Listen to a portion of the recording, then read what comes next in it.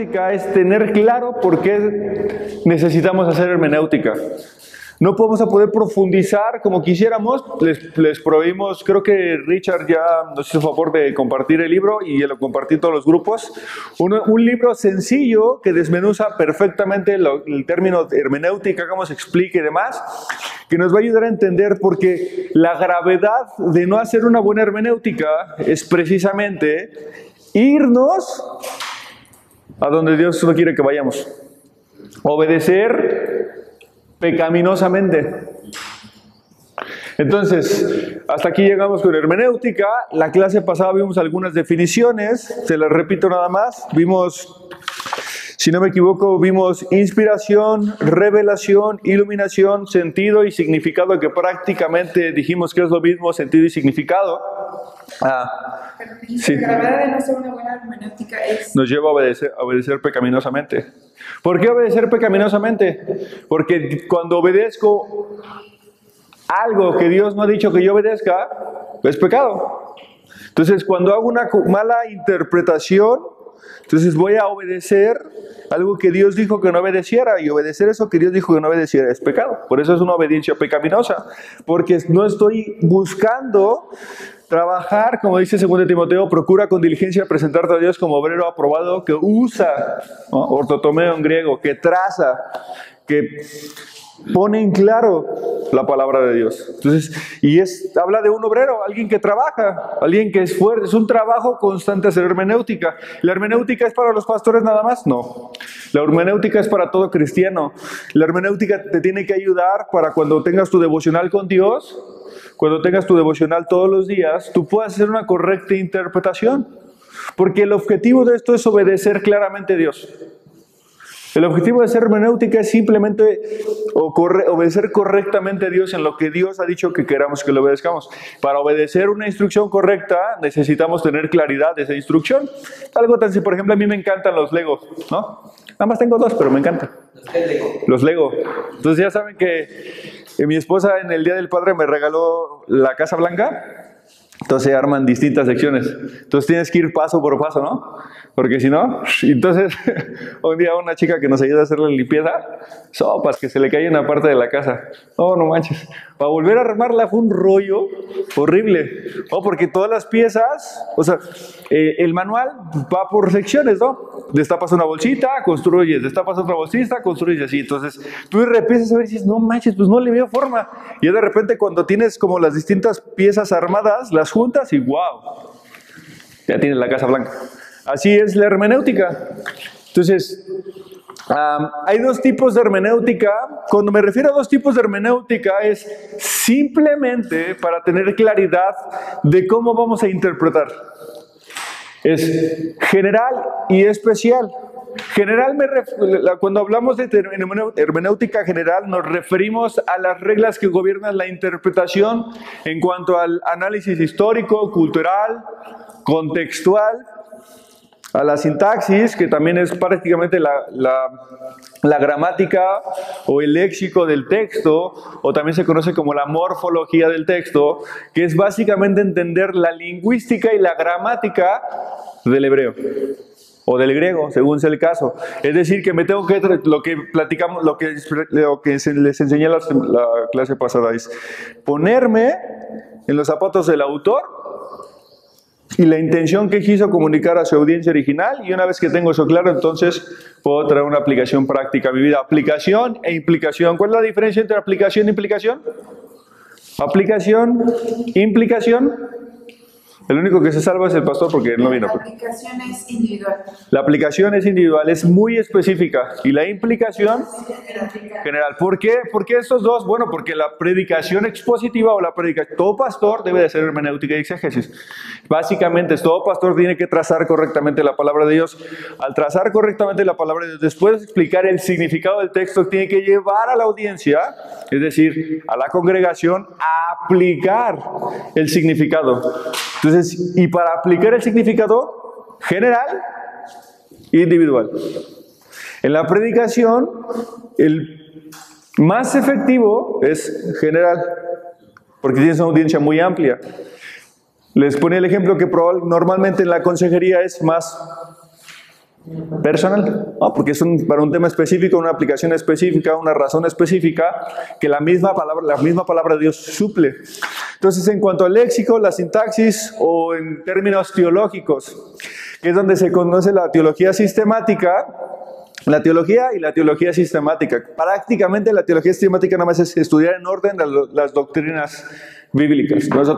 No es un invento nuevo, no es poner en orden las doctrinas bíblicas. De las que no son negociables a las que son negociables. Que es no negociable todo lo que tiene que ver con la salvación. Lo negociable es que si tú eres pretribulacionista, milenialista y todos esos rollos macabros, ya cada quien toma su postura de acuerdo a el estudio conciso de la palabra de Dios, pero ahí podemos discrepar. En lo que no podemos discrepar es que la salvación es únicamente por fe, en reconocer el sacrificio de Cristo en la cruz. Eso es innegociable. Siendo cristiano aquí en México o en China, donde sea, eso es innegociable.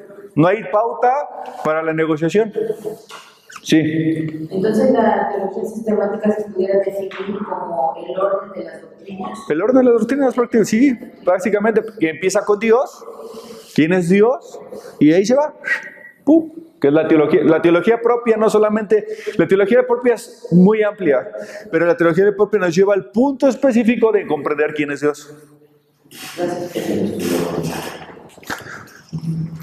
Pero bueno, entonces, es de manera, entonces las reglas que gobiernan la hermenéutica general son las reglas generales que gobiernan la interpretación en cuanto al análisis histórico, cultural, contextual. ¿Se acuerdan que dijimos que tenemos una distancia del texto? La más cercana es de 2000 años, la más lejana es de 3500. Entonces, de hoy, si abro Génesis, tengo que trasladarme 3500 años. Si hablo Apocalipsis, 2000 años, 2060, 2100, etc. Así va aumentando. Si abro Daniel, 2600 años, etc. Entonces, obviamente, la cultura, la geografía, la naturaleza, todo era completamente distinto. Entonces, el trabajo de la hermenéutica es meterme a ese ecosistema y sacar el significado. La diferencia entre exégesis e eisegesis, ¿no? Exégesis, sacar el significado del texto. Eisegesis es cuando llego con presuposiciones al texto, que es decir, que yo llego a la palabra de Dios queriendo que la palabra de Dios diga algo que no dice, pero que hago que diga. Ese es eisegesis. Llego con ciertas intenciones al texto, ¿no? Y esto lo vamos a ver ahorita en los las distintas formas en las que se ataca la hermenéutica cuando entendemos la necesidad de ser hermenéutica. Okay, y por otro lado, la hermenéutica especial, que tiene que ver con estas figuras, que es el símil, el tipo, el antitipo, la alegoría, la parábola, el proverbio, etc. Algo que platicamos hace 15 días es que, por ejemplo, uno de los contextos que tenemos que considerar es el contexto canónico, pero también el contexto general de la carta. ¿Qué significa esto? ¿En dónde estoy parado? Estoy parado en un libro histórico, en un libro poético, en un libro profético, estoy parado en una carta, estoy parado en una epístola, estoy parado en un libro. ¿En qué estoy parado? De ahí parto, de ahí entonces, bueno, ¿quién es el autor? ¿A qué se refiere Pablo con vosotros? Vosotros es Timoteo y Pablo, vosotros es Timoteo, Pablo y nosotros, ¿o quién? ¿A qué es lo que está refiriendo? ¿Se explicó? Entonces, prácticamente son las reglas de interpretación, de interpretación y aplicación especial cuando encontramos en el texto una metáfora, un símil, un tipo, un antitipo, cuando hablamos acerca de la profecía, cuando hay alegorías. El libro de Apocalipsis está lleno de figuras literarias impresionante. Tendríamos que estudiar cada una de esas, ¿verdad? Pues de alguna manera sí. Bueno, hoy tenemos muchos recursos que nos llevan a tener claro esto, pero sí. Tendríamos por lo menos que saber identificar cuando estamos estudiando un texto y estamos ante una metáfora. ¿Qué es una metáfora? Bueno, pues búsquenlo en San Google. ¿Qué es una metáfora? Es como una comparación. ¿Una comparación? ¿Cuántas veces Jesús habló en parábolas? Muchas, 39 parábolas a lo largo de los 4 evangelios. Entonces, si voy a estudiar una de las parábolas de Jesús, foco rojo de, es una parábola, entonces hay reglas dentro de la hermenéutica para poder interpretar correctamente cuando me sitúo en una parábola. ¿Sí o no? Sí. ¿Vamos bien? Sí. ¿Sí? ¿Dudas? Sí, aquello que está en la esquina literal. Ahorita vamos para allá. ¿Estarán tocando? ¿Será alguien? Es que es como de moto. Creo que es Antonio. A ver, le digo a qué va. ¿Qué? Antonio viene en moto. ¿Le podrías echar un mensajito? A ver si, sí, para que se meta por No voy a pensar que el costado, que no hay. Sí. ¿Sí? Muchas gracias, mi hermano. Qué amable, muchas gracias. Ok, entonces, necesito que quede claro esto. No son dos tipos de hermenéuticas. Es como cuando hablamos acerca de la ley. La ley es una sola, 613 mandamientos, pero tiene como 3 categorías. La ley moral, la ley civil y la ley ceremonial. Entonces, estas tres categorías de la ley no hace que sean 3 leyes distintas. Es una sola ley dada por Dios, 613 mandamientos por medio de Moisés. Estos 613 mandamientos tenían que ser obedecidos, aplicados por todo el Antiguo Testamento, por todos los judíos.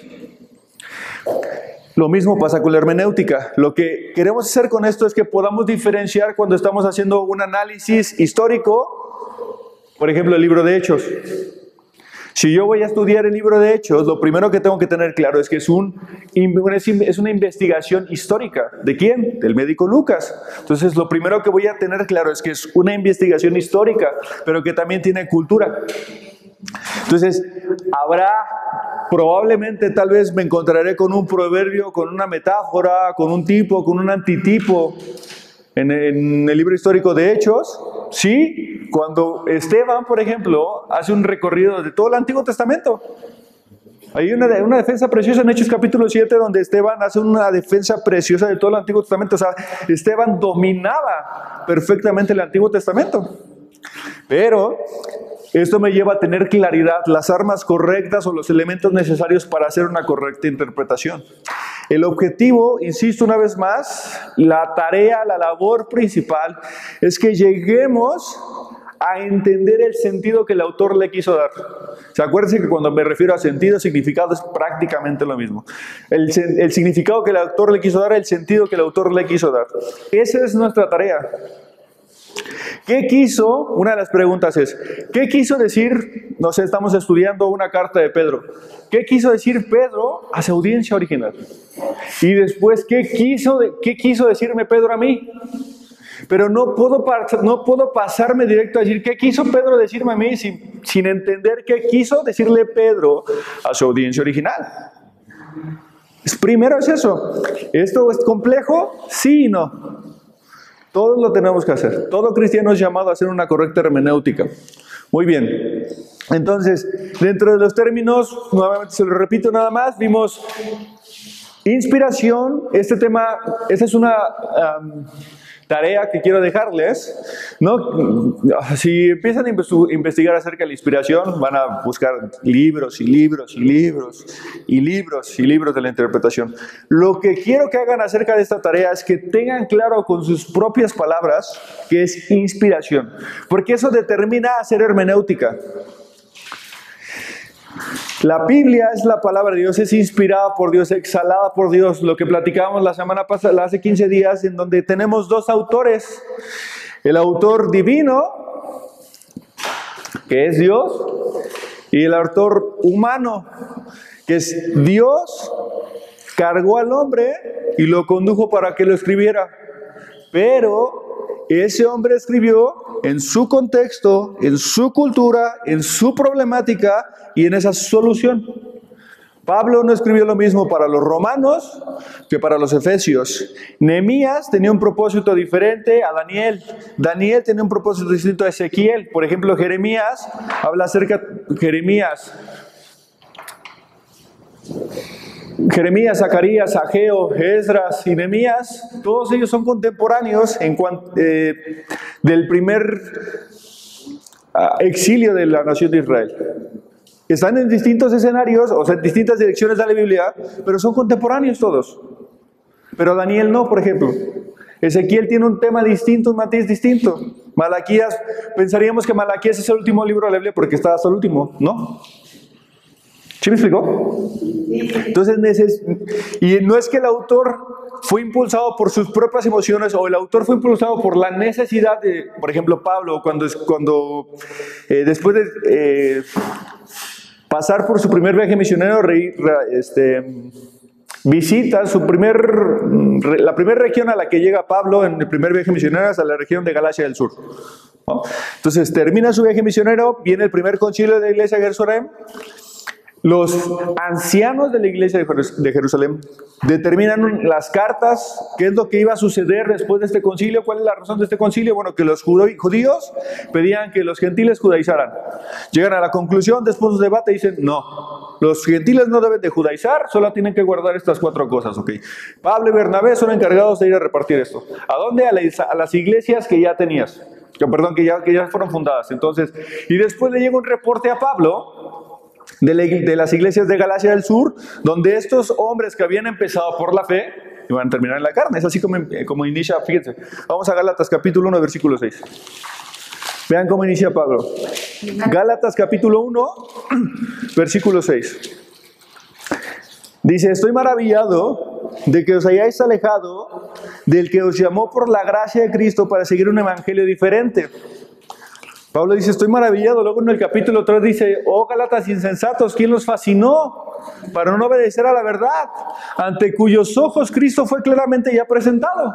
Entonces, ¿Pablo lo hizo porque se le ocurrió? No, el Espíritu Santo lo cargó. Ese es el término teogustos, inspiración.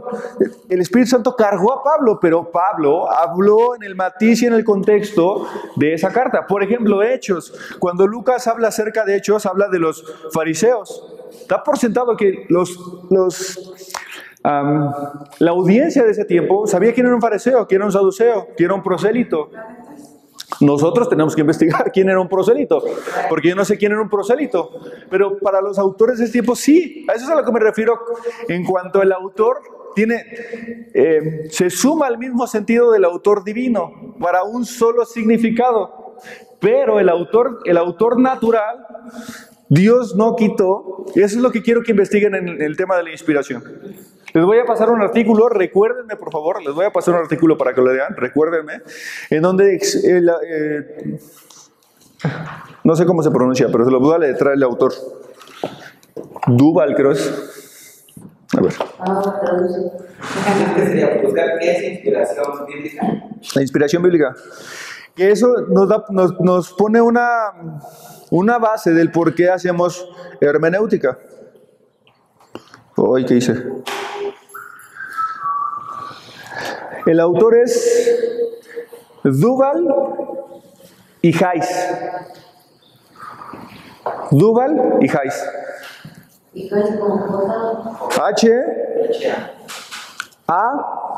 H-A-Y-S. No sé cómo se pronuncia, ¿eh? Y Duval es D-U-V-A-L-L. Acerca de interpretación, para que quede claro, quiero que ustedes investiguen y que quede claro el por qué es que son 2 autores dándole un mismo sentido al texto. 2 autores, me refiero al autor divino y el autor humano que fue cargado por el Espíritu Santo para escribir el resultado que es la palabra exhalada por Dios, inspirada por Dios. No es que Pablo se le ocurrió o a Pedro, no. El Espíritu Santo lo cargó, lo llevó. La idea del texto cuando habla acerca de inspiración es como cuando un velero, para que un velero avance, es por medio del aire, del viento. Entonces lo que hace Dios el velero es Pablo, lo que es el Dios es soplar para darle curso a lo que el autor divino quiso que el autor humano escribiera.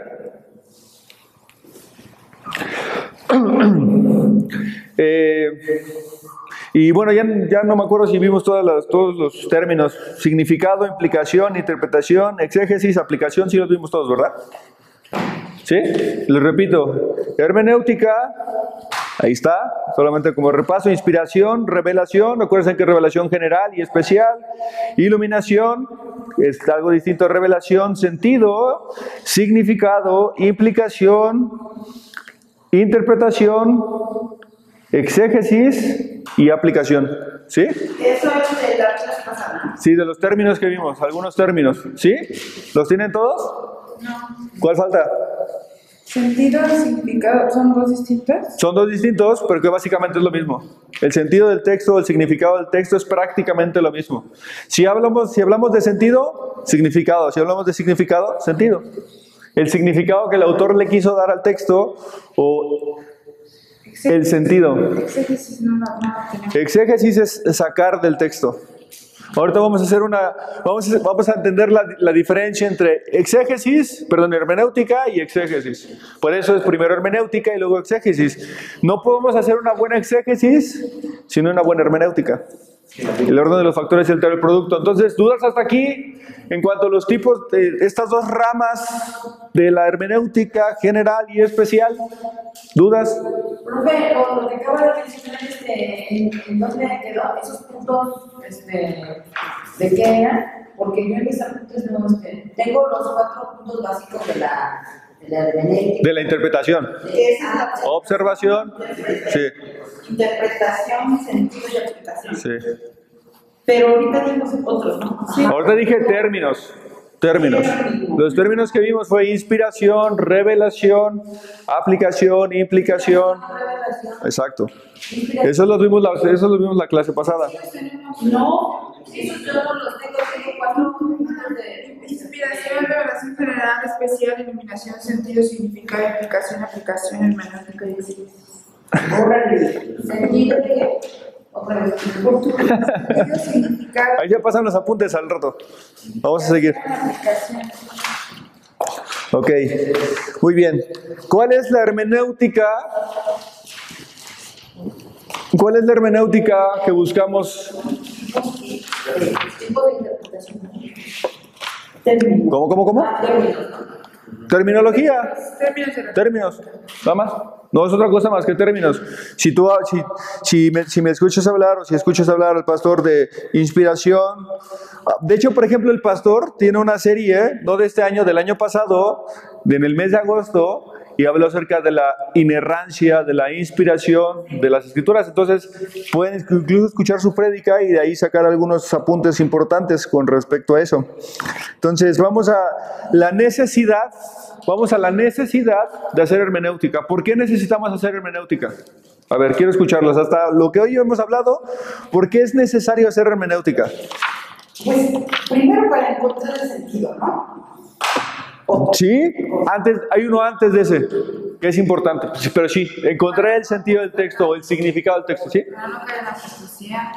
Para no caer en apostasía, una falsa obediencia. Vamos a sacar el significado original del texto del contexto, ¿no? Necesitamos sacar el contexto del texto original. ¿Ok? La correcta interpretación. ¿No? Sí. Muy bien. Para llegar a una aplicación correcta, ¿no? Obediencia. Sí, también. Pero hay una más importante que todas esas. ¿En serio? Sí. Para... Pues porque Dios lo manda. Así de simple y de sencillo. Porque Dios lo manda. Segunda de Timoteo fue el que les dije que te hubieran abierto en sus Biblias. Segunda de Timoteo 2:15, ya lo vimos. Dios ordena. ¿Qué es lo que Dios manda? ¿A qué nos llamó el Señor? Ok, ya nos dejó su palabra escrita. Fíjense, vamos a plantearlo de esta manera. Dios nos dejó su palabra escrita hace 2000 años, en un periodo de 1500 años, por alrededor de 40 autores distintos, desde campesinos, jefes de estado, reyes, de tocho morocho. O sea, letrados, no letrados, a los que llegaron al doctorado, los que no terminaron la primaria, los que fueron primer ministro de estado, etcétera, gobernantes, reyes, de tocho morocho. Entonces hay de todo. Dios nos dejó este libro. Este libro es la palabra de Dios. El detalle principal es que este libro, que nosotros tenemos en castellano, en español, ha tenido transliteraciones, es decir, del hebreo tenemos hebreo, griego y arameo. El Nuevo Testamento está escrito en griego. El Antiguo Testamento En griego y otros en arameo. así es, ok.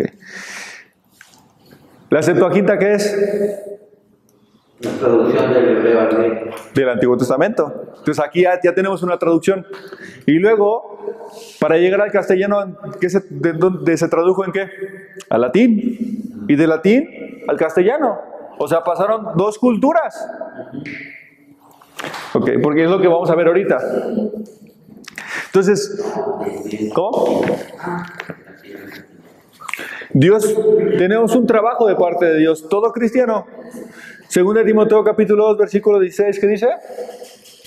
Así que, 15. así que, hermanos, estad firmes y retened la doctrina que habéis aprendido, sea por palabra o por carta nuestra. Según de Timoteo. ¿Sí?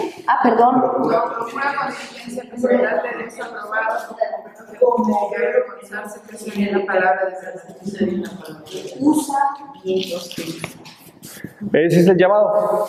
Es un mandato de Dios por la necesidad de hacer hermenéutica antes de tener una buena aplicación, una buena implicación, una buena interpretación, antes de combatir el error.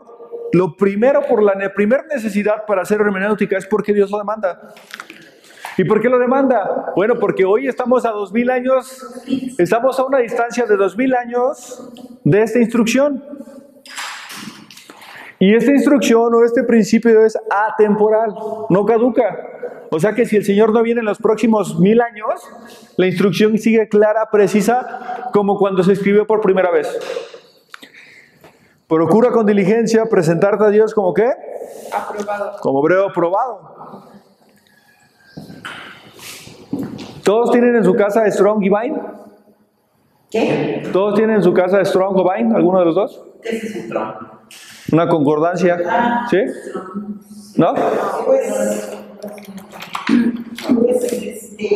Bueno, ya tienen 2 tareas. La primera es buscar acerca de la inspiración para que quede claro este tema de los sentidos de los 2 autores. Y segunda, si ninguno de los aquí sabe hablar hebreo o griego, ¿ah? ¿O alguien sabe? Obvio no. ¿Sensei? ¿No? Bueno, pero tenemos estas herramientas, el Vine y el Strong. Entonces necesito que quien no tenga se junte con uno de sus compañeros, o si no, pues ya las aplicaciones hoy de celular tienen los números de Strong. Ok. Sí tiene, ¿verdad? Fíjense cómo lo van a hacer. Tienen su hoja de cuaderno, van a escribir su texto, y después de escribir su texto, van a separar palabra por palabra de ese texto, palabra por palabra. Y cada palabra, quiero el significado o la definición del Strong o del Vine. Si tuvieran los dos, sería una bendición. Pero, Este texto, sí, este. Entonces, que quieras, ¿no? No. 2.16, 2.15. 2:15. Procura con diligencia presentarte a Dios. Y después de que pongan palabra por palabra, palabra por palabra, palabra por palabra, Segunda de Timoteo tiene 4 capítulos, les va a llevar 10 minutos leerla. ¿Sale? Van a leer toda la carta, unas 2 o 3 o 4 veces, van a tener 15 días para hacer la tarea, no se espanten.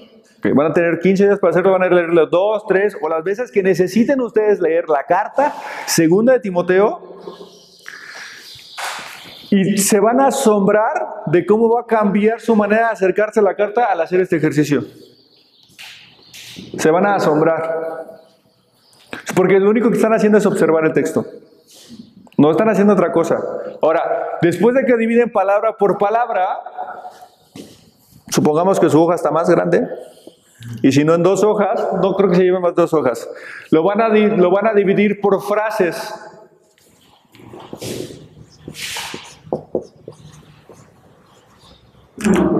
Eso ya parece examen. ¿No? Te va a encantar lo que vas a hacer. Te va a encantar. Por palabras y por frases. Y entonces, al final, quiero que me escriban una conclusión suya. Conclusión. Del 2.15 nada más, del 2.15.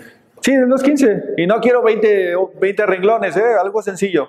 Por palabras y luego por frases. se significa 3 pasos. palabra.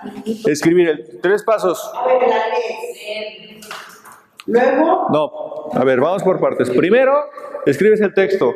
Segundo, cada palabra la vas a poner en renglón, en lista, perdón, para que pongas el significado. Número strong significa esto. Vine significa esto. El Vine nos dice esto. Ok, ya tengo todo esto. Tercer paso, leo toda la carta. Y cuarto paso, lo divido por frases. Y entonces traigo una aplicación. Una conclusión. ¿Qué es lo que quiso decir el texto? ¿Qué es lo que quiso decir Pablo? Y se van a asombrar. Es un ejercicio padre que van a hacer. Ese quiero que me lo traigan en una hoja el próximo, la próxima clase. No quiero que me lo envíen, quiero que lo traigan hecho. No. Quiero que lo vean en su cuaderno, en una hoja, donde sea, pero quiero ver que lo hicieron. ¿Sale? Ah, sin arrancar la liga. No, porque eso es para ustedes. El diccionario Strong sirve porque trae. Sí, el Strong es una concordancia y diccionario, las dos cosas. ¿Tienen que aprender? profe, no me queda claro qué voy a concluir. ¿De lo que vas a leer? De lo que vas a leer del 2.15. Que te quede claro, ¿por qué Pablo dice a Timoteo? Timoteo, procura con diligencia. A ver, Pero yo no sabía si la conclusión era solo ese versículo. Solo de ese versículo. Pero no vas a hacer una conclusión nada más porque leíste eso. Tienes que leer toda la carta. Tienes que saber el significado de cada palabra. Lo estoy llevando a observar el texto. No estabas haciendo interpretación. Es de todo segunda de Timoteo. Leer toda segunda de Timoteo, pero solamente la conclusión es del 2.15. El ejercicio que vamos a hacer. Del 2.15. ¿Sale? Ok. Entonces, la primera necesidad de ser hermenéutica es porque Dios lo manda. Segunda de Timoteo, capítulo 2, versículo 15. ¿Estamos de acuerdo? Y la segunda razón. Segunda razón del por qué tenemos que hacer hermenéutica. La hermenéutica cambia nuestra manera de entender y de obedecer.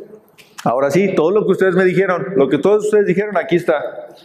La hermenéutica cambia la forma en que entiendo y obedezco la Biblia. ¿Se acuerdan cuando Santiago escribió en su carta y dijo que no seamos oidores olvidadizos, sino hacedores de la palabra de Dios? Cambia nuestra manera de entender Y obedecer. Entonces, la segunda razón de necesidad de hacer hermenéutica es porque cambia nuestra forma de entender y de obedecer el texto.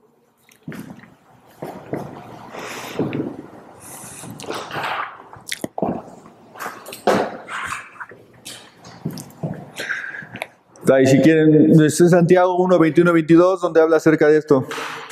La tercera necesidad. ¿Santiago qué, perdón? Santiago 1, versículo 21 y 22.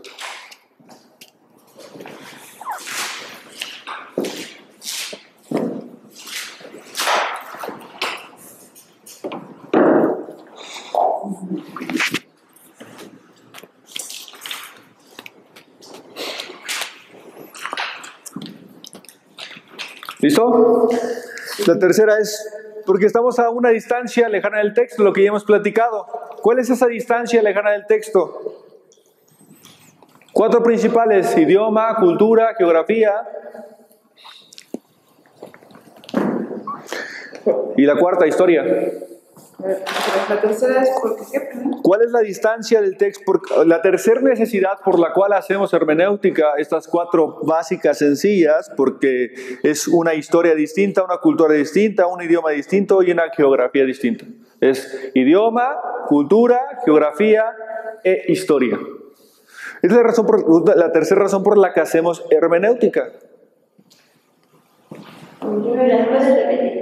Sí, con mucho gusto. Número 1, idioma. Número 2, cultura. Número 3, geografía. Y número 4, historia. Gracias. Y aquí ahí está implícitamente toda la distancia que vimos del texto, la clase pasada. Idioma, cultura, geografía, etc. ¿Ah? Ok. Entonces es la tercera necesidad por la que hacemos hermenéutica. Hermanos, esto lo tienen que tener claro, preciso, Oye, si alguien te pregunta, ¿por qué hacemos hermenéutica? Son puntos importantes que tienes que tener por sentado para explicar. No simplemente es porque a alguien se le ocurrió, no, es porque la palabra de Dios nos manda a obedecer. Pero antes de que nos manda a obedecer, nos manda a presentarnos. Es interesante cómo es que Dios nos manda a presentarnos delante de Dios. Fíjense, hemos sido justificados. Dios nos ha declarado justos. Mi posición de enemigo cambió amigo. Romanos capítulo 5, versículo 1. Justificados pues por la fe tenemos paz para con Dios. La enemistad que había entre Dios y yo por causa de mi pecado se eliminó gracias a la cruz. Entonces, delante de Dios, estoy puro, limpio y sin mancha porque tengo la justicia de Cristo imputada dentro de mí. Pero al mismo tiempo Dios me manda a presentarme yo. Es un mandato, es un imperativo. Es mi responsabilidad presentarme delante de Dios y decir, Señor, aquí estoy. He usado bien tu palabra. Esto es una responsabilidad particular, personal. Entonces, pero que tiene implicaciones. Entonces la primera razón por que Dios manda. Sí, ya la escuchamos, ya se las dije. Sí, pero ¿qué manda? Que nos presentemos delante de Dios. A ver, me voy a presentar delante de Dios. ¿Qué me presento? Me presento. Abran otra vez el texto. 2 de Timoteo 2:15. Procura con diligencia. Delante de Dios, ¿cómo qué? ¿Cómo? Ahí está la condicionante. ¿Cómo? No tiene de qué avergonzarse. ¿Cuál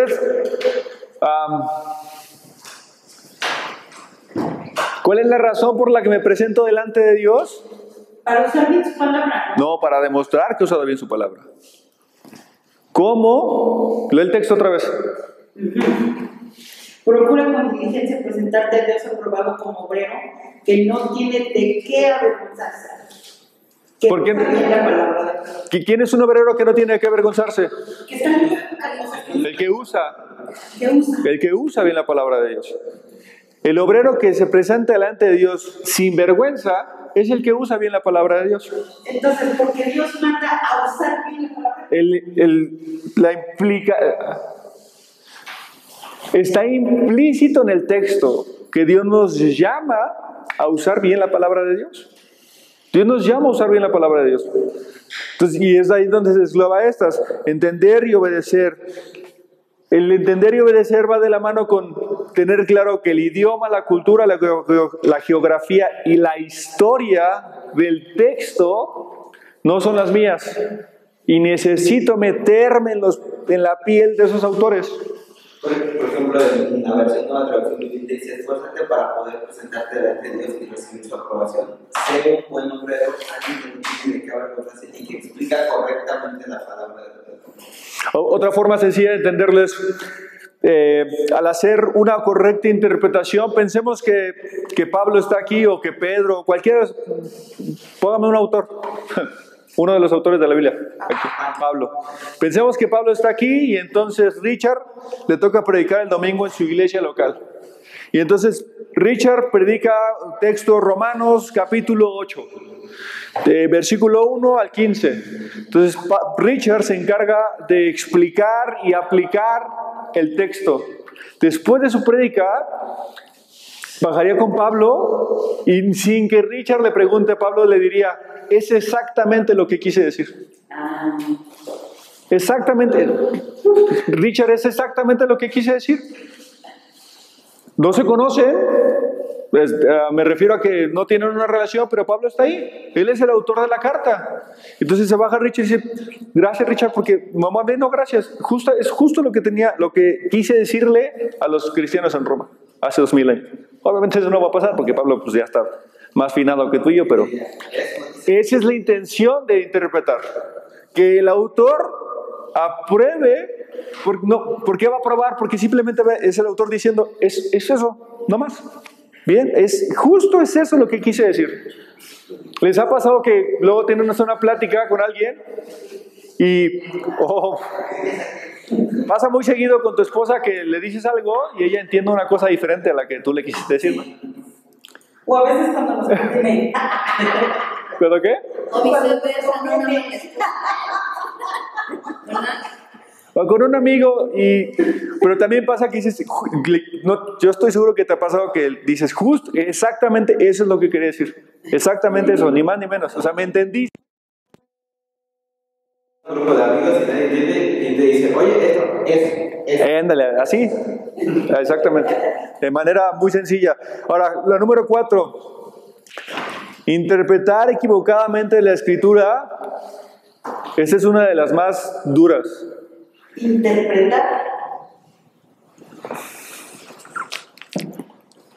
Equivocadamente la escritura guía a la perdición.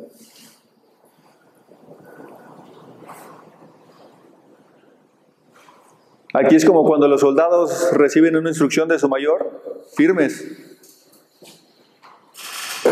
¿Nos lleva a la perdición? ¿Por qué nos lleva a la perdición? Porque nos lleva a obedecer algo que Dios no nos mandó a obedecer. Y lo que Dios no ha mandado a obedecer es pecado. Por muy bonito que parezca. Entonces es sumamente grave. Segunda de Pedro 3, 14 al 18. Abran sus Biblias, por favor, para que nos quede claro. Segunda de Pedro, capítulo 2, versículo 14 al 18. Segunda de Pedro, capítulo 2, versículos 14, Perdón, nos hiciste una cita de Santiago. 1, 21 y 22.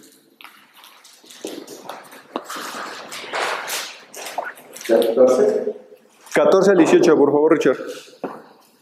Tienen los ojos llenos de adulterio, no se hacen de pecar, seducen las almas inconstantes, tienen el corazón habituado a la codicia y son hijos de maldición, han dejado el camino recto y se han extraviado siguiendo el camino de Balaam, hijo de Beor, el cual amó el premio de la maldad y fue reprendido por su iniquidad, pues una muda bestia de carga, hablando con voz de hombre, refrenó la locura de su peca. Estos son fuentes sin agua y nubes empujadas por la tormenta, para los cuales la más densa oscuridad está reservada para siempre. Pues hablando palabras infladas y vanas, se dicen con concupiscencias de la carne y soluciones a los que verdaderamente habían huido de los que viven en el error. El 18 lo deja claro, ¿no? Clarísimo. Hablan palabras infladas y vanas. ¿Cuál es la forma de comunicar el Evangelio? ¿A través de qué? De palabras. El Evangelio se debe de explicar. Sí o sí, es la razón por la que se predica. La definición de predicación es comunicar la verdad divina con el fin de persuadir. Esa es la definición de predicación. Comunicar la verdad divina con el fin de persuadir. ¿Y cómo comunico la verdad divina? Pues con palabras. Entonces, algo interesante de 2 de Pedro capítulo 2 es que prácticamente es un sinónimo de lo que se escribe en la carta de Judas, del versículo 4 al versículo 17. Prácticamente. Pedro se encarga de preparar a su audiencia para aquellos detractores o falsos maestros que iban a venir, y Judas se encarga de decir, ya llegaron. Así se contrarrestan. Básicamente los dos hablan exactamente de lo mismo, solamente que uno dice, viene, y el otro dice, ya están aquí. ¿Y cuál es el punto de los dos? Que trazan incorrectamente la palabra de Dios. Por eso es vital e importante interpretar acertadamente la Biblia. El interpretarlo equivocadamente guía a la perdición. Ya lo leímos en el texto. Estos son fuentes sin agua, nubes empujadas por la tormenta, para los cuales la más densa oscuridad está reservada para siempre. Fíjate, trasládate conmigo Judas. Versículo 13 dice, fieras ondas del mar, que espuman su propia vergüenza, estrellas errantes, para las cuales está reservada eternamente la oscuridad de las tinieblas. De estos también profetizó Enoc, séptimo de Adán, diciendo, he aquí viene el Señor con sus santas docenas de millares, pero para hacer juicio contra todos y dejar convictos a los impíos y todas sus obras impías que han hecho impíamente, y que todas las cosas duras que los pecadores impíos han hablado contra él. Sus obras impías que han hecho impíamente. ¿De dónde surge? De una mala comprensión de la Escritura. Una mala observación nos da una mala interpretación nos da una mala aplicación, y una mala aplicación nos lleva a una mala obediencia. Ese es el tema de la hermenéutica. Ahora, número 5. Y esto tiene que ver con cada uno de nosotros. El hombre o el cristiano, entendemos que el cristiano, ¿por qué el cristiano? Porque el cristiano es el único que desea interpretar la Biblia. El incrédulo no le interesa ni siquiera abrirla. Nosotros, si somos cristianos, deseamos escuchar lo que Dios tiene que decirnos. Y eso que Dios tiene que decirnos, no solamente deseamos escucharlo, deseamos obedecerlo. Entonces el hombre lleva sus presuposiciones al texto porque quiere ser el juez del texto. Es decir, yo quiero que la Biblia diga lo que a mí, implícitamente, ¿no? O sea, creo que nadie ha llegado al descaro de decir, yo quiero que la Biblia diga esto. No creo que alguien sea tan descarado para decir eso. Pero sí creo que todos en algún momento hemos querido doblar el texto, hacerle como manita de puerco para que calme nuestra conciencia. Entonces, no podemos llegar. Hay una forma de llegar con una presuposición al texto. Esa se los voy a enseñar ahorita. Pero yo no puedo llegar con la presuposición de querer yo darle el sentido al texto. Yo no puedo hacer eso. Quien lo debe hacer es el texto mismo. Ese es el punto.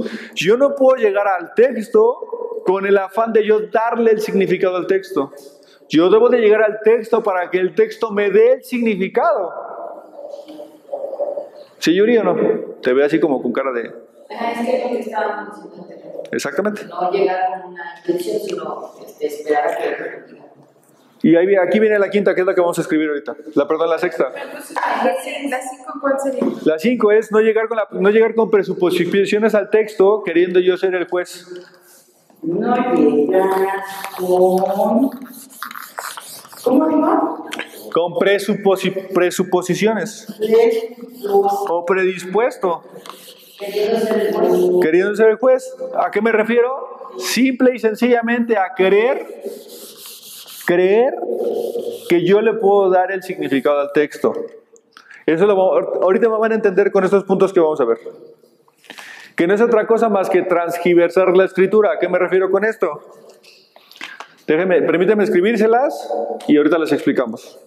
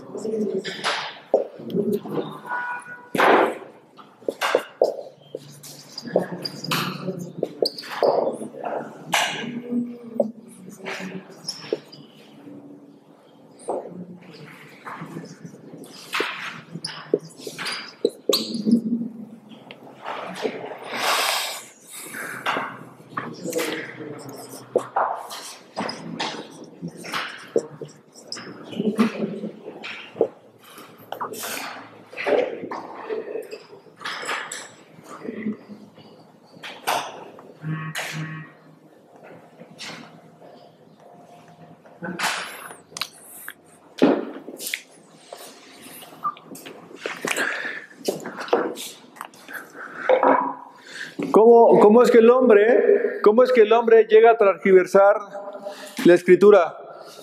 De esta manera, la hermenéutica de la razón, la hermenéutica de la experiencia, la hermenéutica de la tradición, la hermenéutica de la teología, la hermenéutica postmodernista y la hermenéutica alegórica.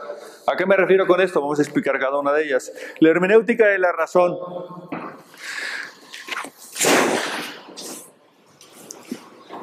Bueno, escríbanlas primero.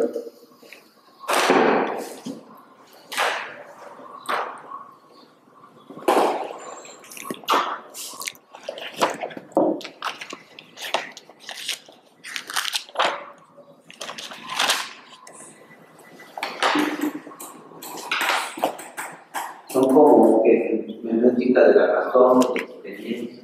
Exacto. Para no poner hermenéutica, es la hermenéutica de la razón, de la experiencia, de la tradición, etc. Ustedes me dicen cuando ya terminaron.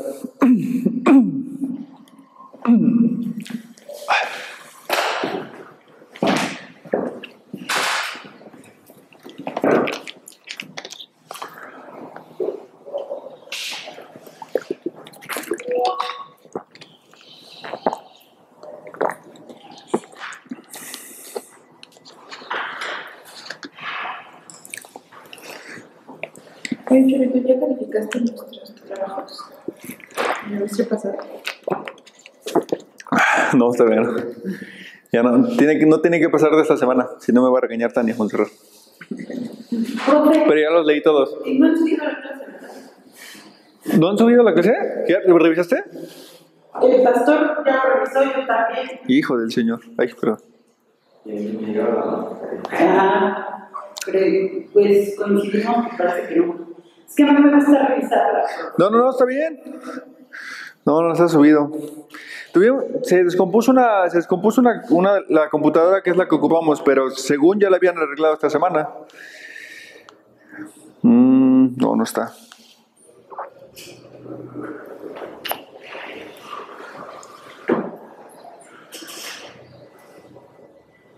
No, voy a presionar para que la suba. Listo, ¿empezamos? La hermenéutica de la razón. Vamos a Génesis capítulo 2, por ejemplo.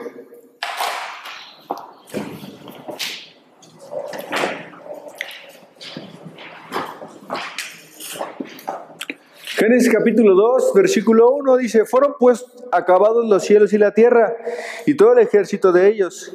Y acabó Dios en el día séptimo la obra que hizo, y reposó el día séptimo de toda la obra que hizo. ¿A qué me refiero a qué nos referimos con la hermenéutica de la razón? Permítame explicárselos así. O sea, ¿qué acaso Dios hizo la creación en 6 días naturales de 24 horas? Como que tu razón, hay textos difíciles que la razón nos impiden creerlo. Y eso nunca puede ser así. Si bien la fe no es un salto al vacío, sino es un salto a la razón y al entendimiento, habrá siempre áreas en la Escritura que, aunque no las entendamos, Dios nos llama a creerlas. La Trinidad. Decía un pastor: les voy a tratar de explicarles algo que es inexplicable. 3 en 1, es lo único que puedo decir. No más, no el huevo, la clara, la yema, no, el sólido, el líquido, eso tampoco. No, esos son modalismos.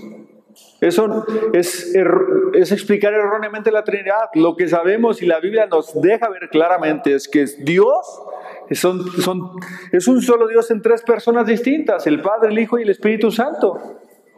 Hasta ahí. ¿Cómo funciona? No lo sé. Pero por la fe creo que es así. El hecho de que mi razón me limite a no comprender que la Trinidad es algo real, no significa que no lo voy a creer. Eso es a lo que me refiero con la hermenéutica de la razón. Si mi razón no la entiende, entonces no puedo creerlo, ¿no? Aunque mi razón no entienda. Sí, porque, a ver, ¿quién puede explicar aquí la Trinidad? Sí. ¿Quién entiende con claridad qué es la Trinidad? Y se puede decir que es, aunque mi razón no lo entienda, por fe lo creo. Sí, es un ejemplo de la Trinidad. Entonces, y el séptimo día descansó, y tú te lo imaginas que está bien cansado. Pues, ¿no?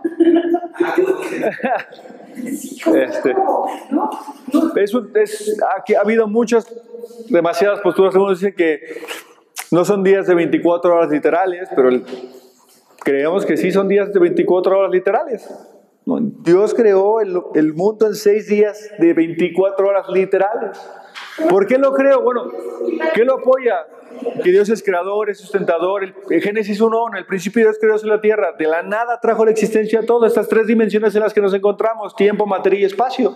Dios creó estas 3 dimensiones en las que nos encontramos: tiempo, materia y espacio. Ahí estamos. La materia no se crea ni se destruye, solo se transforma.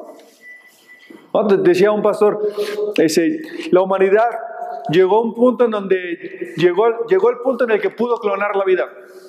Entonces, No, o sea, no hemos llegado a eso, pero lo puso de esta manera. Dice, llegó un momento en el que el hombre pudo clonar la vida y hacer prácticamente todo. O sea, si querías hacer otro hombre, el hombre con la ciencia lo creaba. ¿O una planta? Ok. Entonces llega el hombre con Dios y le dice, ya no te necesitamos. Me gusta mucho eso porque dice, ya no te necesitamos, Dios. Ya podemos hacerlo sin ti, ya podemos crearlo. Y dice Dios, ok, hagamos un hombre de cero. ¿No? Va, dice el científico, cámara, ¿cómo lo quieres? Con ojos azules, guapo, morenito. Y eso ya es de mi cosecha. Y dice Dios, y dice el hombre, órale, va, vamos a hacerlo. Entonces, la Biblia dice que de dónde fuimos creados. ¿No? Entonces el hombre agarra y va por tierra y dice Dios, tú crea tu propia tierra. No, que no me necesitas. No, porque la materia no se crea ni se destruye, solo se transforma. Esa es una ley que la ciencia, después de observarlo, reproducirlo, dijo, la materia no se crea ni se destruye, solo se transforma. Dios es el único capaz de traer a la existencia algo que no existía. De la nada trajo a la existencia lo que existe hoy, y lo que existe lo puede llevar a la nada, es el único que puede hacerlo. Ni tú ni yo. Exactamente. ¿Qué es nada? Filosóficamente es insostenible. ¿No? O sea, yo no puedo entender qué es la nada porque no puedo pensar en nada, porque la nada no me lleva a nada. No, o sea, no puedo. Pero por la fe creo que es así. A ver, piensen en nada. No se puede. Ok, entonces la hermenéutica de la razón. Número 2, la hermenéutica de la experiencia. Es con estos ejemplos claros de cuando platicas con un matrimonio que tiene problemas con uno de sus hijos porque uno de sus hijos quiere andar con una mujer incrédula, con una chava incrédula, ¿no? Entonces está necio y necio y necio. Y su argumento es que mi papá así inició su relación con su mamá y se casaron y les fue bien. Mi hermenéutica de la experiencia de mis papás le funcionó. La excepción no hace la regla. El hecho de que a tus papás les haya ido así no significa que a ti te va a ir así. Porque la experiencia jamás va a suplantar el principio bíblico. Jamás. La experiencia apoya el principio bíblico, pero nunca el principio bíblico va a estar a expensas de la experiencia. Jamás. El orden de los factores altera el producto. El significado es este y la experiencia lo corrobora. Nunca la experiencia va a dar el significado del texto. Jamás. ¿Sí me explicó? ¿Sí, Yuri, o no? Te veo con ojos así de... Mi experiencia nunca le va a dar el sentido al texto. El sentido del texto puede ser apoyado por la experiencia así. Hoy he experimentado, sé que es real. No, cuando dices, o sea, busca al Señor con todo tu corazón, derrama tu corazón delante de Él, arrodíllate, etc. O sea, yo sé que el Señor te va a escuchar. Yo lo he experimentado, pero ¿cuál es el principio? Cierra tu puerta y tu Padre que está en lo secreto te recompensará en lo público. Es un principio, es una orden. No es algo que a mí se me ocurrió meterme en mi cuarto y... No. Es algo que el Señor te ordenó. No seas como los hipócritas que oran enfrente de todos. Métete a tu cuarto, ora en lo secreto y tu Padre que está en lo secreto te recompensará en lo público. ¿Cómo debes de orar? Padre nuestro que estás en los cielos, etc. Es la hermenéutica de la experiencia. La experiencia jamás no puede darnos el significado del texto. ¿Por qué nos puede darnos el significado del texto? Porque la hermenéutica, ¿qué busca? Dar el sentido del texto. La hermenéutica me va a proveer, aquí es donde les voy a hacer la diferencia entre hermenéutica y exégesis. La hermenéutica me va a proveer las herramientas, las reglas necesarias para hacer una buena exégesis, una buena interpretación. Hermenéutica me provee las herramientas, exégesis me ayuda a sacar el significado. ¿Sí o no? Sí.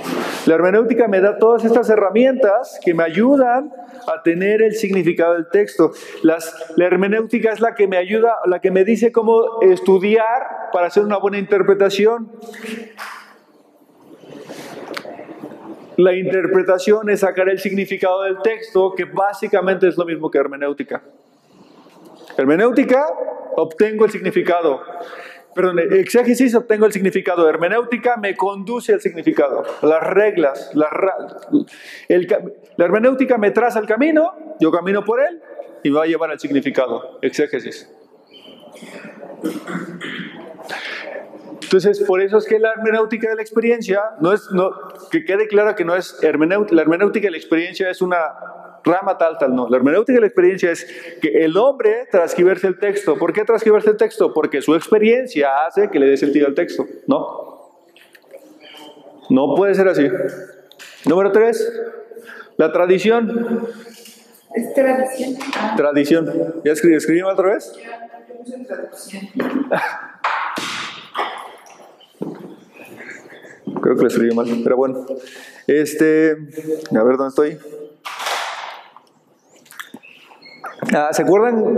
No me acuerdo. A ver si me pueden ayudar a buscarlo, pero dice, es uno de los evangelios que dice, las tradiciones anulan la palabra de Dios. A ver, San Google, San Maps, anula la palabra de Dios. Las tradiciones humanas o la tradición anula la palabra de Dios. Hace nula la palabra de Dios. A ver, pregúntale a San Google. Dijera Mateo 7. ¿Marcos? ¿Qué dice Marcos? A ver. Dice, invalidando la palabra de Dios con vuestra tradición que habéis admitido, y muchas cosas hacéis semejantes a estas. Muchas cosas, ¿qué dice? Hacen. El verbo hacer. Marcos 7:13. Pues las tradiciones anulan la palabra de Dios. Y aquí tengo otro que no lo revisé entonces. De esta manera. Sí, Mateo capítulo 15, versículo 9. Marcos, el que nos dijo Richard, y Mateo capítulo 15, versículo 9. ¿Quién le puede dar lectura, por favor?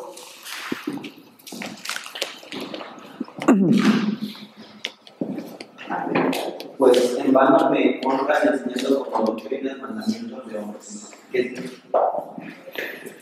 Enseñando como doctrina, la palabra doctrina no es otra cosa más que enseñanza. ¿La enseñanza de quién? De los hombres. Entonces, la tradición, lo mismo, nunca está por encima del sentido del texto. Es decir, que el hecho de que una iglesia haya surgido de tal manera no significa que es la regla. Surgió, gloria a Dios, se dio que bueno, pero la excepción no hace la regla. No hay tradiciones que estén por encima de los mandamientos bíblicos. No hay tradiciones. Número 4, 5, ¿cuáles somos? La teológica. Esta está complicada. Cuando hablamos de la hermenéutica de teología, me estoy refiriendo a cuando unos dicen yo soy arminiano, yo soy calvinista, yo soy cesacionista moderado, soy cesacionista, yo soy continuista moderado, yo soy premilenialista, yo soy premilenialista futurista, yo soy amilenista y toda esta clase son posturas teológicas, no está mal. Son posturas teológicas a las que los grandes eruditos han llegado por estudiar el texto. El punto es que mi teología, mi posición teológica, es decir, yo soy cesacionista. Si yo soy cesacionista, entonces creo que las operaciones del Espíritu han cesado, etc. Si yo creo esto y tú eres continuista, amén, somos hermanos. Pero mi posición teológica no me puede predisponer al sentido del texto. Es decir, que si yo vengo y estudio una parte donde mi posición teológica es afectada, la rechazo porque yo soy arminiano. ¿No? O yo soy calvinista. O soy hipercalvinista y todas estas ramas de Dios. Sé que son muchos términos, pero el punto es que la hermenéutica de teología, mi postura teológica no me puede llevar a rechazar el sentido del texto. Si soy... déjenme pensar qué ejemplo les puedo poner.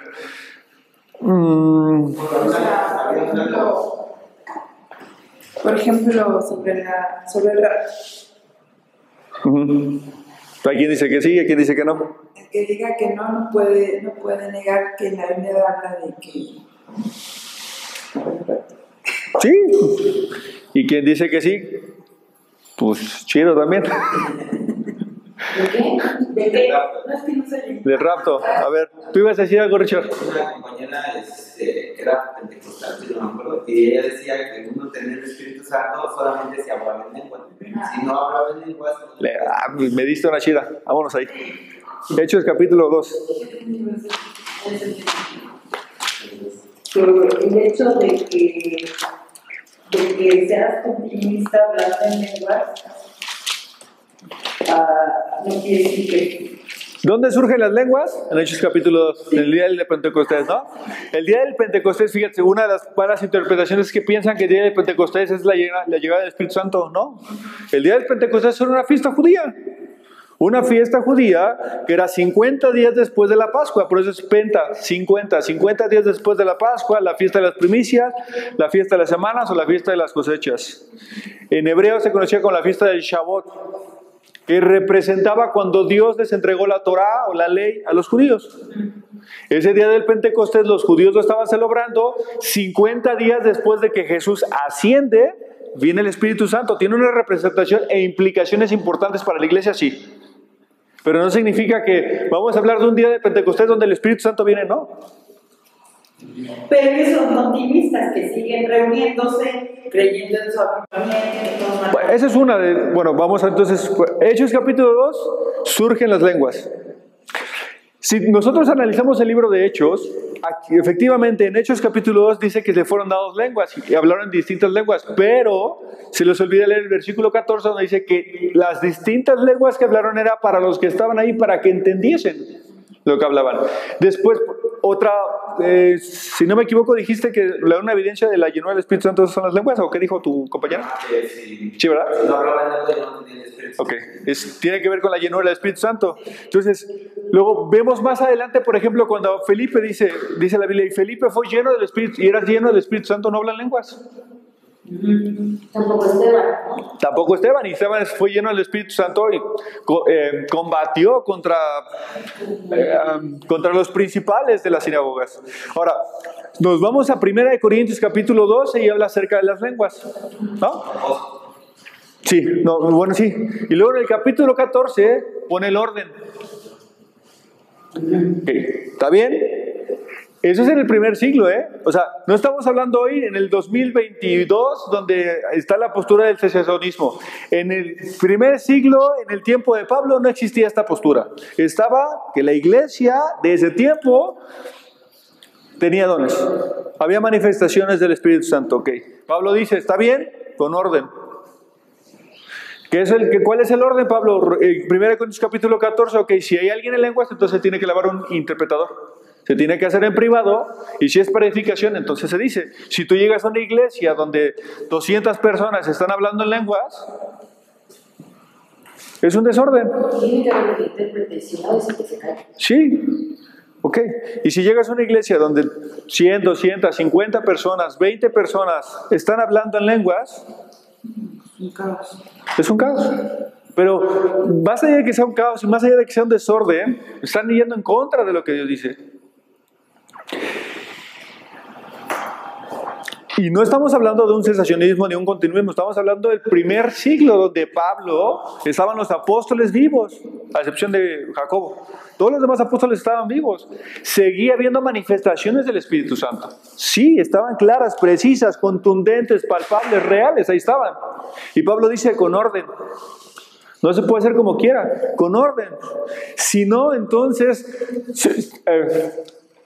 Si tú llegas a una iglesia y está este desorden y dicen es que está manifestando el Espíritu Santo, no, es otro espíritu, pero el Espíritu Santo no, porque el Espíritu Santo no nos llevará a desobedecer un principio bíblico.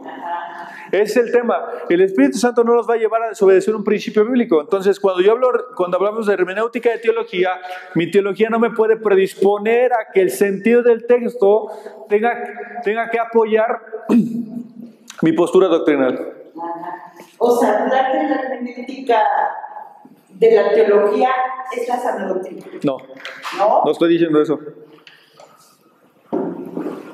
Estoy diciendo que la hermenéutica de teología, yo tengo una postura teológica, soy calvinista y vengo al texto y el texto me lleva al significado, al sentido, me va a hacer que cambie no que cambie mi postura de que soy calvinista, pero sí que tenga que entender que lo que dice ahí es, y punto. Aunque Calvino, porque yo estoy siguiendo la corriente de Calvino, no comulgue con esa doctrina. Es muy amplio y no me puedo detener tanto en esto. Más adelante espero Dios que lo podamos ver en la cuarta clase, con más detenimiento cuando ya vemos los principios de interpretación. Está el caso de los arminianos y calvinistas, ¿no? Donde, por ejemplo, asumen que la salvación se pierde a cualquier desvío, ¿no? Y los calvinistas que no se pierde. Vamos a un texto, Filipenses capítulo 2, miren. Filipenses capítulo 2, versículo 12, si no me equivoco, o 13, uno de los dos. No, ese es Filipenses 1:6. 2:12. Por tanto, amados míos, como siempre habéis obedecido, no como en mi presencia solamente, sino mucho más ahora en mi ausencia, ocupados en vuestra salvación con temor y temblor. Parecería como que cuídala porque se te va, ¿no? Vamos a ir a Hebreos. Ya me acordé de otra. Bien. Ocupaos en, no por. El artículo en cambia el sentido del texto, cambia el significado del texto. Ahí está el asunto. Ocúpense en, no por. Pablo nunca está incitando a que, oye hermano, si no cuidas, si no dejas de pecar vas a perder tu salvación. No, hay implicaciones severas para cuando sigues y continúas. Pero no quiere decir que vas a perder tu salvación. No te quiere decir que si no obedeces pierdes tu salvación, si obedeces no la pierdo. No, eso no depende de mí. ¿Por qué? Porque no hice nada para obtenerla. ¿Cómo voy a hacer algo para mantener algo que no hice nada para obtenerlo? Es imposible. Es Hebreos, déjame, creo que aquí lo apunté. Sí, Hebreos 12:6. Otro ejemplo. Hebreos 12:6. Sí. Hebreos capítulo 12, versículos 16.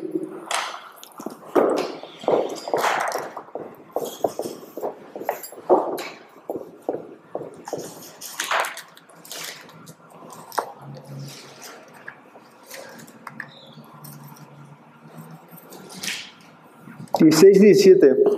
O no sea que haya algún fornicario profano como Esaú, que por una sola comida vendió su primogenitura, porque ya sabéis que aún después, deseando heredar la bendición, fue desechado y no hubo oportunidad. ¿Para qué? Para el arrepentimiento. ¿Aunque qué? La procuró con lágrimas. Algunos toman este texto para decir que el arrepentimiento, ¿para qué, Richard? Para que se pierda o para que si pecaste ya no hay razón para arrepentirte. Ya no puedes arrepentirte. Aquí dice el texto, no hubo oportunidad. ¿Para qué? Está interesante el texto. O sea, ¿voy a llegar a un punto en el que ya no tengo oportunidad de arrepentirme? En el caso de Esaú, fue porque él... No, pero sí, seguramente por la gracia. Hoy. No. ¿No? Nosotros sí. O sea, ¿sí puede llegar a un punto en el que ya no tengo oportunidad de arrepentirme? No. Está bien, no se enojen pues, tranquilos. ¿Sí o no? O sea, mientras estamos en el tipo de la gracia, no. Mientras estés vivo, pues. O sea, antes de que el Señor venga. Pero dice el texto, fíjense. A ver, pero vamos a ponerlo en claro. No es ni lo que ustedes piensen, ni lo que yo piense, ni lo que se nos antoje, no. Vamos a ponerlo en claro. Versículo 17 otra vez. Porque ya sabéis que aún después, haciendo heredar, ¿qué dice? ¿Qué quería heredar? Esaú. ¿De quién estamos hablando? De Esaú. Versículo 16. Ok. Esaú vende su primogenitura. Sabemos el texto. Vámonos a Génesis capítulo 25 y 27. ¿Génesis qué es? Génesis 25. ¿No? Entonces vamos a Génesis, lees la historia. La mayoría de ustedes se la sabe. Vende su primogenitura. Se la da a Jacob. Toma esa primogenitura, después se arrepiente y quiere tomarla otra vez. Quería otra vez esa primogenitura, versículo 17. deseando heredar la bendición, fue desechada y no hubo oportunidad para el arrepentimiento, aunque, y ahí está el artículo, eso es lo que va a cambiar el sentido del texto. La procuró con lágrimas. ¿Qué procuró con lágrimas? ¿El arrepentimiento? No, la bendición. No está hablando entonces el texto de que si vienes a Cristo y dice, Señor, perdóname, me arrepiento, no te va a perdonar. No, tiene que ver, está hablando de la bendición. Este artículo nos lleva a la bendición, no al arrepentimiento. A la heredad, a la herencia. Sí, así es la bendición. Él era el primogénito, a él tenían que bendecir. La vendió, se la dio a su carnal, se acabó. ¿Sí me explicó? Pues aquí no está hablando de la salvación. No, pues ni al caso con la salvación. ¿Se acuerdan cuando les puse aquí en hermenéutica especial, cuando tipos, antitipos, alegorías y demás? A eso me refiero. Entonces, cuando hablamos de hermenéutica de teología, mi posición teológica no me puede predisponer al sentido del texto. Porque Calvino es un hombre, Arminio es un hombre, John Hus es un hombre, San Agustín de Hipona es un hombre, Clemente de Alejandría, todos estos grandes hombres, Carlos Spurgeon, todos fueron hombres, T.L. Moody, todos fueron hombres. Y esos hombres, aunque tienen una postura teológica pesada y gruesa, no es infalible. No es infalible. Ok. La hermenéutica posmodernista. ¿Qué significa para ti y qué significa para mí? ¿No? No es como de, a ver, vamos a abrir, no sé, Mateo 2. Vamos a leer el versículo 5. A ver, Richard, ¿qué significa para ti? Hermano Francisco, ¿para usted qué significa? Leo, ¿tú qué opinas? ¿Qué es para ti? No. Esa no es esa hermenéutica posmoderna, posmodernista es peligrosa. El significado no es al gusto del cliente o de acuerdo a mis emociones, no. El significado es singular, simple y único. El sentido, el significado es singular, es simple y es único. No tiene dos significados distintos. No es que para Eli tiene un significado y para mí es otro. Uno de los dos estamos equivocados. Y más bien, uno de los dos está pecando. O los dos. De ahí de que salen las sectas, ¿no? Exacto. Sí. Sí, porque yo me monto en mi macho y no, esta es la verdad. No, espérate, ya consideraste esto, ya consideraste aquello, ya revisaste esto, el contexto, el texto, etcétera, la cultura, la geografía. Oye, pero Pablo estaba viviendo en esta época de esta manera, o sea, revisa esto y lo que acabamos de hacer con Hebreos. ¿Sí, mi hermano Francisco? No, porque lo veo así como... ¿Qué hora son? Ya casi nos vamos. Salud. Vamos a terminar con literal, histórico, gramático. Y la hermenéutica alegórica. Básicamente lo mismo que la posmoderna. Yo no puedo alegorizar el sentido del texto. No puedo hacerlo. Si bien encontramos múltiples alegorías dentro de la Biblia, es que es una figura literaria. La figura literaria no me va a dar el sentido del texto.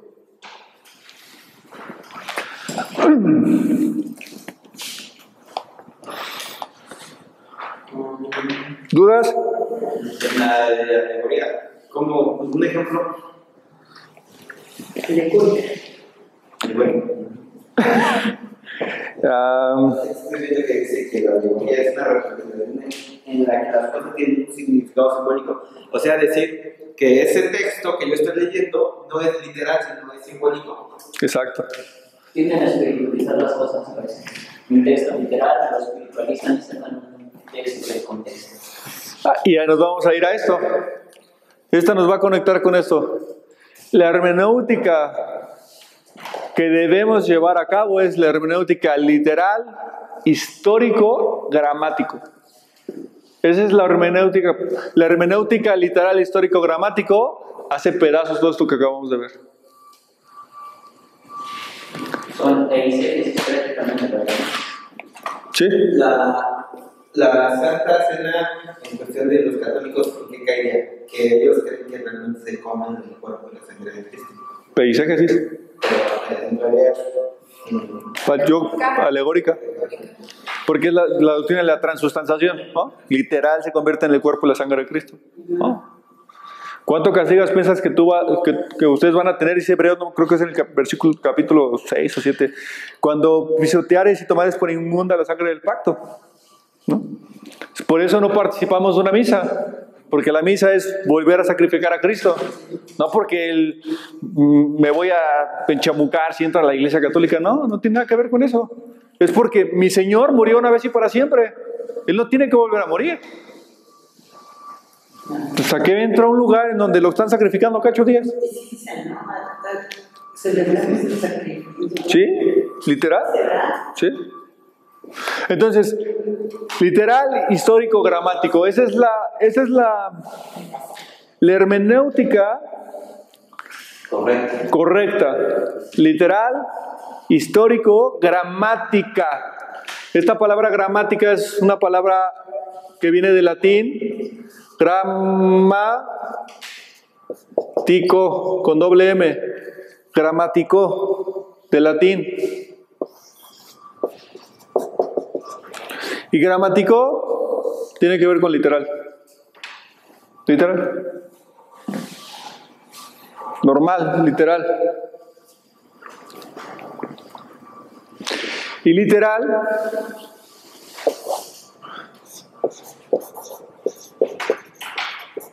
normal o natural. Entonces, cuando hablamos de una hermenéutica literal, gramático, histórico, estamos buscando ser fiel al texto. Eso es lo que estamos buscando, ser fieles al texto, a irnos al literal, al tiempo en el que el autor lo estuvo escribiendo. Ya lo hemos dicho múltiples veces y lo seguiremos diciendo durante todas las clases. El tiempo de Pablo incluso no fue el mismo que el tiempo de Job, ni de Moisés. Incluso aunque son autores bíblicos, tienen una geografía, una cultura y un idioma distinto. Pablo y Moisés. Probablemente Moisés sí hablaba arameo. Probablemente. Hebreo sí hablaba. Entonces, hebreo y griego son dos idiomas distintos. Pablo, autor bíblico, Moisés, autor bíblico, dos idiomas distintos. Muy distintos. Pablo con 4 potencias mundiales. Moisés, ninguna. Ni siquiera había monarcas en ese tiempo todavía. Con este hombre sí. Es distinto, ¿sí me explicó? Entonces, la historia nos lleva a tener un sentido natural, literal. La historia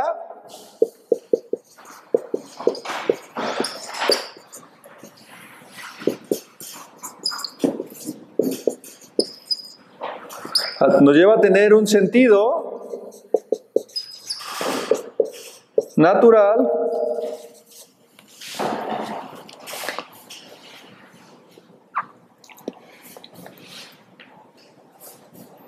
literal,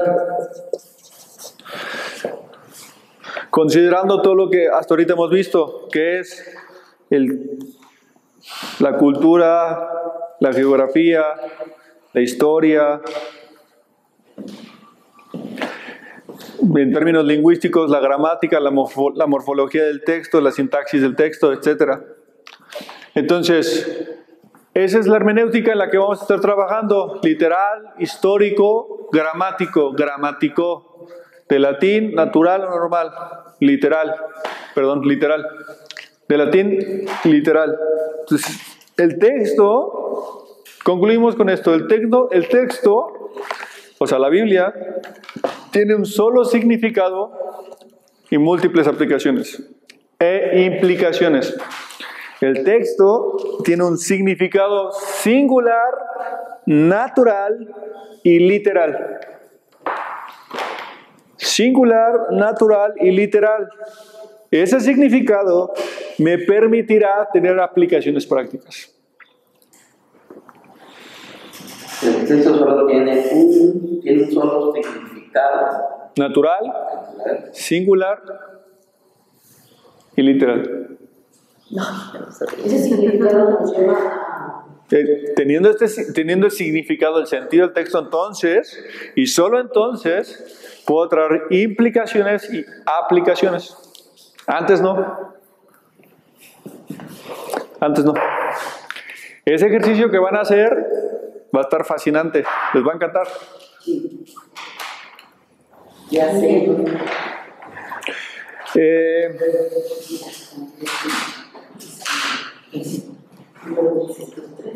¿Qué son? Bien, pues, ¿algo más?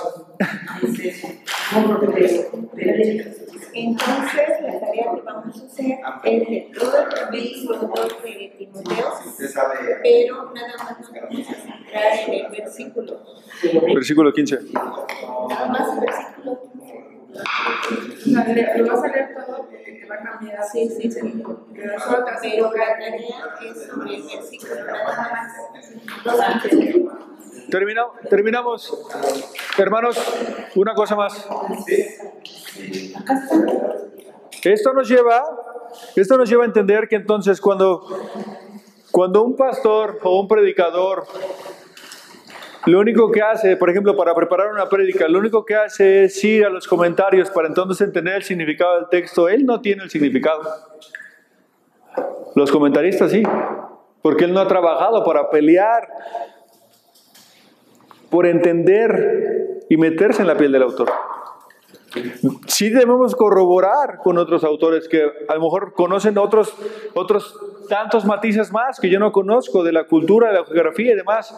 Pero mi primer acercamiento al texto para entender el significado no es con el comentario de un hermano que ya lo estudió. Es yo directamente sumergirme al texto.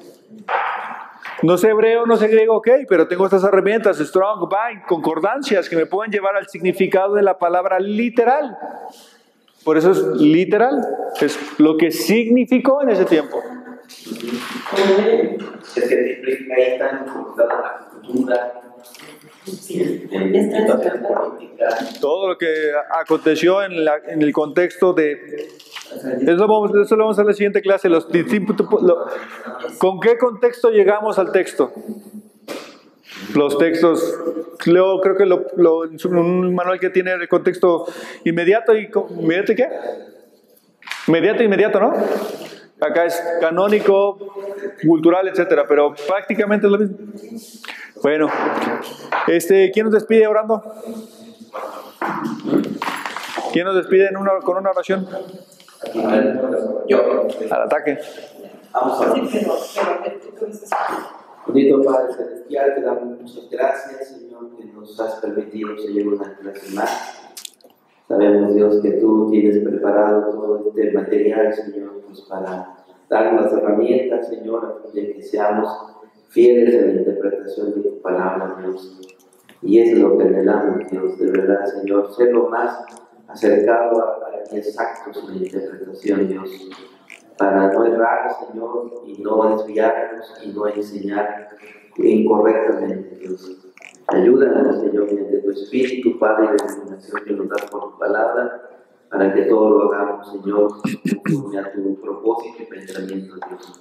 Pues gracias, Dios, bendice a cada uno de mis compañeros, a nuestro Maestro, Dios, que le sigas dando entendimiento y iluminación, Dios, en todos momentos. Gracias, te damos en nombre de Jesús. Amén. Amén. Gracias, hermanos.